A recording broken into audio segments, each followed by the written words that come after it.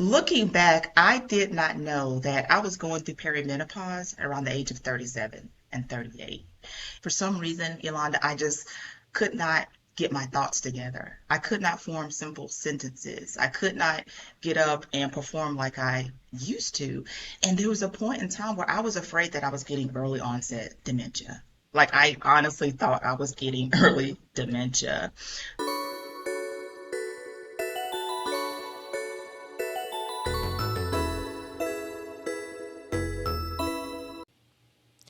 Welcome to Wine, Wisdom, and What Now? I am your host, Yolanda Holiday, and I thank you for joining me today. We're going to kick off with our segment, The Pairing, where we feature a Black owned wine brand for our audience to try. It pairs well with this episode. This week, we're going to feature LVE, John Legend Chardonnay.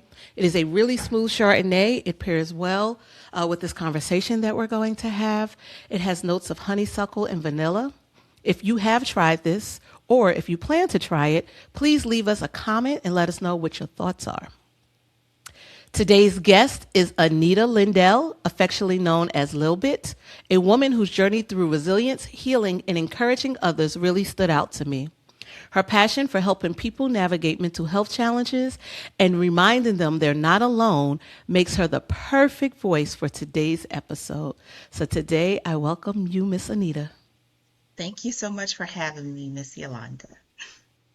Thank you for joining us. I will say, everybody I know with the nickname Lil Bit is quite a bit spicy. I can be a little bit, no pun intended. Well, thank you for joining us. I must ask you, what are you sipping on today? I'm sipping on water because at the moment I'm afraid to sip on anything else. Understood, understood. I'm sure this is going to be a great conversation. Thanks. I do again thank you for joining us. And I'm going to start this episode with asking you, what season of life are you currently navigating? Perimenopause, and I have to say it's been a journey so far. It has taken me through so many twists, so many turns, so many loops to the point where there are days where I feel like I don't recognize myself, but I'm slowly working myself through it. I really, really am. Perimenopause, I've been telling other people it's not for the weak. Like I have Definitely. learned, I have learned the importance of like resilience and endurance through this phase. Right, right. And I think the biggest thing, at least for me, is I don't feel like I was prepared for it. There was not enough conversation leading up to it. It was not. It was not. And it's funny that you mentioned that because when I was going through all these different emotions and changes, I actually went to my mom because I was like, Mom, like, what is this I'm going through? Have you ever experienced this? And when I went to my mom and I was sharing some of my symptoms, she was like, baby girl, she said, a lot of times when I would go to the doctor and I would explain some of the symptoms that you were going through, they had her thinking she was crazy. It was in her head. She was imagining things. So she said she suffered in silence. And I'm sitting here thinking to myself, how many other women like myself and so many others are suffering in silence because we did not know that this is perimenopause. But a lot Right. of times the doctors, they dismiss it. A lot of them don't do research on it. They don't check for it. And I think that needs to change. Definitely, definitely. Because to go through all of those emotions, all of the just the different changes, and then to feel like it's just you, it does make you feel like maybe you are a little off. Oh, it does. And I can kind of share with you some of my symptoms Yes. I experienced. Okay, so looking back, I did not know that I was going through perimenopause around the age of 37 and 38. And some of the symptoms that I was going through at that time was brain fog. For some reason, Yolanda, I just could not get my thoughts together. I could not form simple sentences. I could not get up and perform like I used to. And there was a point in time where I was afraid that I was getting early onset dementia. Like I honestly thought I was getting early dementia. In addition to the brain fog, another thing that I was experiencing that I thought was weird because I thought it was neurological was I was itching all over. And I Yes. could not understand what is going on. Like I thought bugs were crawling on me, spiders were crawling on me. I would hit myself, scratch myself, and it's like nothing is there. Looking back in hindsight, that was perimenopause.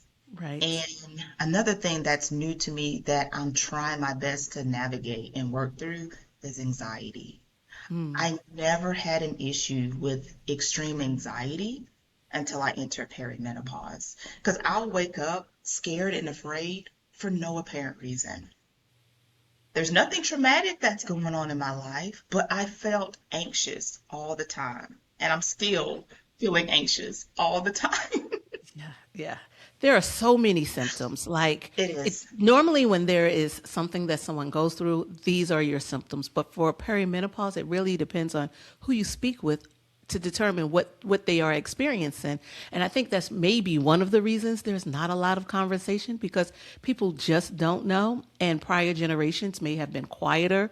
They did not speak Yes. about it. So they were the medical field was able to get away with not providing Mm, accurate answers, not providing accurate care because people went away thinking, okay, maybe it's just me. And now yeah. our voices are being heard, and we're saying it's not just me. And I want to know more. I want to know what can I do. I want to be able to explain it because when I show up and I'm not showing up as myself, I'm frustrated because I don't know why I'm not showing up as myself. But this is what you're getting Absolutely. today. Absolutely. And I hate to bring race into it, but I feel like as a Black woman in general, and I'm sure that so many other Black women can agree with this, it's that a lot of times in healthcare, our complaints and our concerns, they're not taken seriously. We are Not at all. often dismissed. And Yes. it's so frustrating because you're going into this doctor's office or this clinic and you're trying to get help. You're explaining what's going on with you, but they're so quick to dismiss us as a whole because they think that we're making it up or that we want attention. And that's not the case. We simply want help, just like the next person. And I Right. don't think that's much to ask for. It's like for No, help, not at for all. somebody to Not at listen all. to us. And I don't even know if they think that it is something where we're just seeking attention because it's being received by other groups. The other groups Right. are being heard. It's just in all areas, I feel like we are not represented. And Hmm. the psychology behind that, we can go down many roads that I Yeah. choose not to go down right now. But for us, Right. it's that's why collectively we must make noise.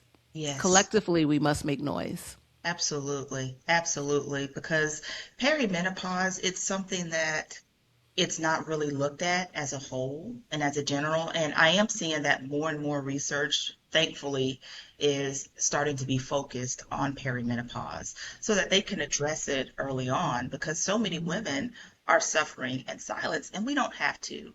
We Not really at don't. all. And a lot of that even goes to affecting our mental health. I know for me and so many other women that I spoke to, is that perimenopause, it does play a huge role in not only anxiety, but depression. I've even Right. talked with some women where they even had suicidal thoughts. And I'm sitting here thinking, this is something serious that we have so many women out here battling and fighting through perimenopause, feeling like they're alone and seeing that there's no way out. And I think that's the part that hurts me the most is that Yeah. so many women, they give up because they don't Right. have anything to look forward to because so many are being dismissed. Yeah, they're not heard. And I think that what comes with that is we just think about the hot flashes, the symptoms overall, but what about everything else that comes with it? Because usually during this season, there's a lot of shifting, whether it's kids going off and now you're in an empty nest, you're no longer satisfied with your career. So you're handling all of that or battling all of that on top of all these other symptoms that no one can really explain. Absolutely. Absolutely. And I think the biggest symptoms that I think so many women that I've pretty much been talking to lately since I've been on this perimenopause journey is the heart palpitations. That has been so scary for me. I did not realize, because I thought it was just me, how many other women was calling 911 because they're waking up at 2, 3, 4 o'clock in the morning. Their heart is beating out their chest. And just like me, so many felt like, okay, I'm about to die. I don't know if this is a heart attack. I'm about to have a stroke, because those heart palpitations, they get out of control where you do feel like you're dying. I know when it first happened to me, because I ended up calling an ambulance and they came and took me to the hospital because they couldn't get my heart rate down. I honestly thought I was having a heart attack. And then when I Wow. get to the doctor's office, like so many others, they do all this blood work, they run all these different tests, and they come back and say you're perfectly normal. There's nothing wrong with you. We think you had an anxiety attack or a Right. panic attack. And I don't know. That could have been it. Maybe perimenopause can cause anxiety attacks and panic attacks. I'm still trying to look into that. I don't know, but I've never experienced that ever. Yeah. And so many women, they talk about that. It's like we missed the time when we were able to actually fall asleep and sleep all the way through the Oh, night. right. Because those 2 a.m., 3 a.m. Oh my wake-ups, they're gosh, not fun at yes. all. They're Because then not. you are expected to go to work and perform as if you got a good night's sleep, but you really just want to say, I can't sleep at night. Perimenopause Yes, is on my back and I'm tired, but yes. it's not understood. It's not. It's really not. And those sleep disturbances, they can actually really, really get to you, because I started looking into something, I want to say about 2 or 3 days ago, because I was wondering, I'm like, okay, one, why am I waking up randomly at 2 or 3 o'clock in the morning and I'm anxious for no reason? I'm like, there has to be something causing that. There has to be a name for it. And when I was researching and looking into this, I stumbled across something called somniphobia. And I Hmm. never ever heard of that word before. And so when I started looking into it, that is one of the things that actually affects a lot of women who are currently in perimenopause and menopause. And somniphobia is basically an anxiety about going to sleep and staying to sleep. And it develops in a lot of women who are worried about falling asleep, staying asleep, and not waking up. So we begin to develop this anxiety to the point of now we're afraid to go to sleep because we don't know if we're going to go to sleep. And then on the other side of that, some of us are actually afraid to go to sleep because we think we're not going to wake up. Yeah. Yeah. That is, I've never heard that word, but I can relate about the anxiety of before I go to sleep. It's always, I pray that I at least get 5 hours of sleep. Like, please Yes. don't let me wake up in the next hour. And so I'm anxious about that going into sleep that night. So that usually doesn't help. No, it doesn't. It really doesn't. And then Doesn't at you all. you try so many different things to try to ease yourself to sleep. And a couple of things that I've been doing that has been helping a little bit is just trying to sip on a little bit of caffeine-free tea before I go to bed. That way I can kind of calm my mind, my heart, my spirit to the point where I'm a little less anxious. And then another thing that I've actually been doing that has been helping a little bit was I'll actually go on YouTube and I will search for like music to help calm the heart, music to help ease anxiety. And that actually has been helping me fall asleep and stay asleep so far, for the most part, these last Those couple are of good days. advice. That's good advice. Yeah. In addition to that, are you doing any other like hormone replacement therapy or mindfulness or anything else that you are doing that could be helping you in this season? I'm so glad you asked that, because one of the things that I'm looking into is hormone replacement therapy, because I'm trying my best to navigate through this the best way I can on my own, but I have to be humble enough to realize that I can't do this on my own and I need help. So Right. hormone replacement therapy is definitely something I'm looking into and very interested. I will let you know that I've done the estrogen hormone Mm. replacement therapy for about a year now. It has been life saving. Like when I say it doesn't treat everything because there are still some sleepless nights, but not many. It I don't I experience minimal symptoms when it comes to perimenopause at this Oh, stage. wow. And I know everyone can't take it, so it's not an answer for everyone. So there are some non hormonal things that people are doing, but for me, it has, and it was instant. It was I went to the doctor on day one. By day two, I no longer had the night sweats, or I didn't feel Oh, as wow. irritable in that moment. So it has been a saving grace for me. Oh my gosh, I can't wait, because I really I really want to be able to experience that. And feel like I'm getting back to my old self. When you asked me earlier, what am I sipping on? And I said water. And it's like, man, I wish I could have said coffee or wine because before I entered perimenopause, I could drink coffee with no problem, wine with no problem. But whenever I drink coffee and wine or any type of alcohol, I experience heart palpitations. My heart races and beats out of control. And then it triggers anxiety.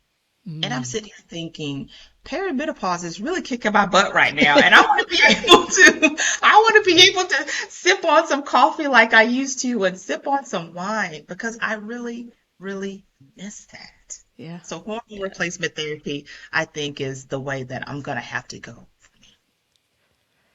I would love to hear your experience once you started, just to see if it works for you. I would love to hear Yeah. that. So when we go through this, sometimes we're thinking it's, us going through it, but oftentimes we hear from our family members that they're also affected by it. So how has this affected any close relationships that you have? Wow, that's a great question. So, unfortunately, it has affected some of my close relationships to the point where some people honestly don't want to be around me some days because sometimes, if I'm going to be completely honest with you, I'm not always a pleasant person to be around. Some days my hormones can just be raging and I feel like I'm about to lose my mind to the point where it is best to be by myself. And so that's something that I really want to work on because I don't ever want people to not want to be around me Yeah. because I'm severely depressed that day or on a tangent and I'm snapping on everybody. Nobody wants to be around anybody like that. So, Right. great question. Yes, it has affected my relationships to the point where sometimes people just have told me you're not a pleasant person to be around. And I respect them for telling me that. So that's something I have to work on. Right. And do you, in those moments, try to explain what it is you're feeling or going through so that they can look at it from a different lens as well? Yes, I do. And anytime I lose my temper or I lash out, I'm always quick to apologize and let them know that it's not you, it's me, and I'm working on it. And thankfully, and I'm so grateful to all of them that they're understanding enough to where they completely understand where I'm going through. But they did tell me you need to hurry up and get yourself fixed because we don't know how long we can continue to go through this. So it's like I gotta hurry up and do something ASAP. Understood. Understood. I will say that that is, it's just a challenging season. And that's why, again, I say collectively having these conversations, participating in events that's focused around it, in my hopes, it makes it a little easier to cope. It's not going to take it away, but at least one, you're not alone. And two, you never know what you'll pick up from someone else, like sipping on the tea before going to bed. That may help someone else just to hear that. So that is why these conversations are Yeah, so important. thank you. I agree. And then telling the generation that's behind us, as much as we can to prepare them for this. So if you had to go back and tell your younger self something that prepared you for this, what would it be?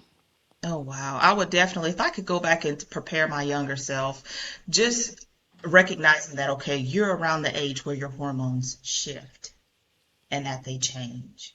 And so this new person that you don't completely recognize at this moment or at this season in life, you're not crazy. It's your hormones. Because looking back, I honestly thought I was going crazy and I thought it was only me. And I'm not going crazy. But at the time, I thought I was. So being able to go back and re-educate myself and let myself know that, you know what, Anita, your body's changing. This is unfortunately a normal occurrence that happens as you age, but now you have to try to work through it the best way Right. possible. And Right. since I've been going through all of these different types of perimenopausal changes, I've even been educating some of my younger cousins and Yeah. nieces and letting them know what to look forward to. Yeah. So that way Yeah. they're not scrambling through life trying to figure out what in the world is wrong with me. Because Right. if you know what you're going through and what's coming at you, you can better prepare for it. Right. And at your age, to start experiencing it at 37, most people think Yeah. 40s, mid 40s, late 40s. Just to experience it at 37, I think isolates you just a little more because most 37-year-olds, at my age, most of us are experiencing it now. But at Mhm. 37, most 37-year-olds are not experiencing it. So it's almost like your peer group is not even support in that moment because they don't understand it. And I'm so glad you mentioned that, Yolanda, because I would go to the doctors around that time when I was like 37 through 30, 37 and 38, and they would actually tell me, you're too young to be experiencing that. Everything that you're going through, it's either in your head, it's in your mind, it could be stress related. And finally, I think I was like 38 going on 39. And I asked my doctor, I said, can you please do a thorough blood test? I want you to check everything. I don't care how many tests you have to run, but please check them, run them. And it was only then that they actually took the time to really sit down and look at it and say, you know, your hormones, they do look like they're a little bit imbalanced, but it's nothing that you need to worry about at this time. And looking back, I'm sitting here thinking, they knew I was going through perimenopause at the time. They just didn't want to tell me. Because when I actually went to the doctor not too long ago and I had them run my blood work to check all the hormones again and look back at that past paperwork and I'm looking at them and I'm sitting here thinking, aha, I was perimenopausal then, but nobody told me. And maybe those doctors, I guess in their defense, because I like to try to give everybody the benefit of the doubt, maybe they didn't really know that much about perimenopause and they were afraid to say that, oh, you're perimenopausal. Yes, yes, yes. I have a doctor that we work with when doing Mm. different events. And one of the things she mentioned is in medical school, when it comes to gynecology and just areas, the female reproductive system, they learn about pregnancies, they learn about adolescent years, but there's not a lot of conversation around menopause, perimenopause. She said it may be a lesson or two, and then they move on to something else. So there's just not enough focus given to it. And when you think about it, who usually puts that material together? White men. They don't Right. have the experience, so for them it's insignificant, and they just move past it. Absolutely. And it's hard. And especially if you're dealing with another symptom, trying to navigate through perimenopause. So not to deviate from the topic, but I have PCOS, polycystic ovarian syndrome. And I learned that women who have PCOS, whenever they enter perimenopause affects them negatively 3 times worse than it does other women because our Wow. hormones are already imbalanced, already dealing with PCOS. And then you add perimenopause to the mix, and it just compounds it even worse. So much to be a woman. Yes, It really is. we go through so much. We do, and we're expected to do it with a smile on our face and still show up for everyone else. Yes. So, what has this experience taught you about yourself?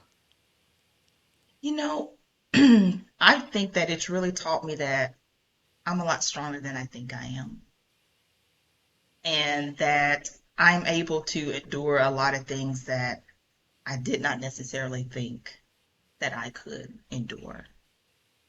There was a part of me for so long that felt like I was not a very strong person, Mm, but looking at how I have navigated through perimenopause these last couple of years and trying to encourage other people to let them know that, hey, you're going to get through this. I know this is just a rough patch in the season, but it's not the end of the road for you. We got this. So I would say that perimenopause for me has really taught me that, you know what, Anita, you're not as weak as you think you are. Because if you were, you would have given up a long time right, ago. And I right. have so much to live for. And yeah, perimenopause, it's kicking my butt a lot. I'm not gonna lie. But I feel like I'm too stubborn to give up at this point because I've been through so much. Perimenopause has really battered my body in so many different ways. And the fact that I'm still here standing talking with you Yes. today, I'm just very proud of myself that I did not give up. Because there was a I'm point in so time glad where I you thought didn't I give would up. have. Yeah, I'm so glad that you did not give up and you're able to share your story with so many who need to hear it because they're not hearing it in other places. Yeah. Well, thank you for allowing me that opportunity. You are so welcome. So I have one more question for you, and that is Okay. the what now. So you know what it is, and you're Mhm. experiencing it and doing the best that you can do. But what are you looking forward to? I'm definitely looking forward to treating my symptoms so that I can be the best person that I possibly can. Definitely looking to repair some of my relationships. Thank goodness it's not damaged, and thank goodness that everybody around me has been accepting not only of my craziness, but understanding that I'm trying to work through it. But in addition to that, is wanting to educate other women to let them know that they're not alone and that there's help out there and that there's support and that you don't have to suffer through this through silence. So just trying to advocate more about perimenopause and spreading the awareness of it is my biggest goal right now. Because I would hate for so many other women to suffer through life alone, thinking that there's no resources out there or that there's no help. That is much needed. There is going to be at least one person who hears this and they're going to be encouraged by it. One, they're going to understand that they are not alone and hopefully have hope to keep pushing through, knowing that they are not alone and that there is going to be another side to this. It's just a season that we're going through, but Absolutely. there is going to be another side to this. And you don't have to suffer through it. There are options, whether it's hormone replacement Hmm. therapy or something else. If you're not being heard by your doctor, you should reach out and find someone else, someone who can actually listen to you and will provide Absolutely. you the support and advice that you need. Absolutely. And I'm so glad you mentioned that, Yolanda, is the fact that you mentioned finding a good doctor that will listen to you. Because sometimes, as in my case, I had to go through three or four different doctors before I actually found the one that would Right. listen to me. So thank you so much for mentioning that because some You're women may welcome. think that, oh, I've talked to this doctor, they don't listen to me, so I guess it must be all in my head. No, like you No, said, no. keep searching until you find that doctor that's going to listen to you. It'll make Right. a whole difference. Right. I will only go to doctors that look like me. So I've been fortunate Hmm. enough to have doctors that listen to me and actually care. Can I find a black woman doctor in every field? Probably I have not been able to, but for all the main areas, I have been blessed that I have black women doctors who Mm. experience what I experience and can relate to me and want to support me and give me proper medical care. Absolutely. Absolutely. Thank you for sharing that. Thank you. Well, thank you for joining me today. I knew it would be a great conversation. You did not disappoint. I appreciate you for coming, Thank sharing, you. being vulnerable, and just letting everyone know that they are not alone. Well, thank you so much for having me. I really appreciate it. Thank you, Yolanda. This has been an amazing conversation, and I invite you to continue the conversation with us in our Facebook group. The Facebook group is The Curated Living Circle. If you search that in Facebook, you will find it, answer the questions, and we will gladly accept you in. In addition, I want to remind you about our segment called In Her Season. In Her Season is the segment where we take your questions and we sit down and we discuss them with a trusted professional. To submit a question, please email in her season at winewisdomwhatnow.com. We are also on Instagram at Wine Wisdom in What Now. I would like for you to communicate with us outside of these conversations. If you have any questions, please send them to questions at winewisdomwhatnow.com. Until we meet again, I hope that you have an amazing week.